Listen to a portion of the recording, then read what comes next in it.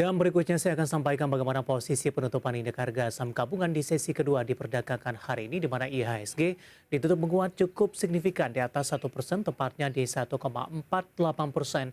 Dan indeks harga saham gabungan akhirnya kembali menembus ke level 7.100-an, tepatnya ditutup diperdagangkan di sesi kedua hari ini di 7.148,970. Secara intraday tradingnya di sepanjang perdagangan hari ini dibuka di sesi pertama pada pagi tadi pemirsa di zona hijau di 7.064,226. Indeks harga saham gabungan sempat menyentuh ke level terendahnya dan sempat juga menyentuh ke zona merah di 7.033,756. Dan di sepanjang perdagangan hari ini indeks harga saham gabungan akhirnya menyentuh ke level tertinggi di 7.148,970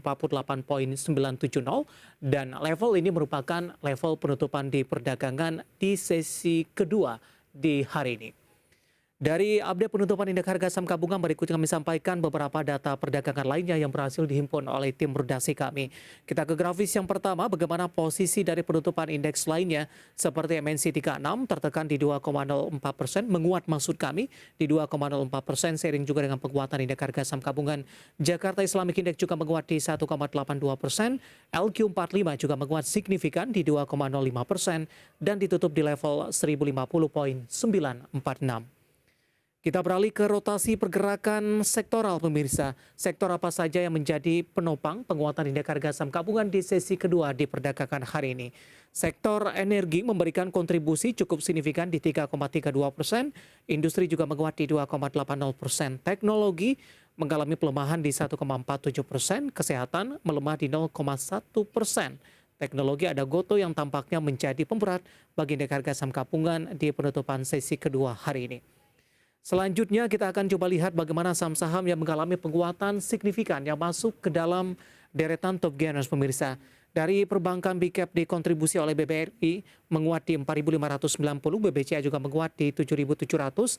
Dari energi ada Adaro dan juga anak usahanya Adaro Mineral masing-masing menguat di 3.260 dan 2.470 di penutupan sesi kedua di perdagangan hari ini.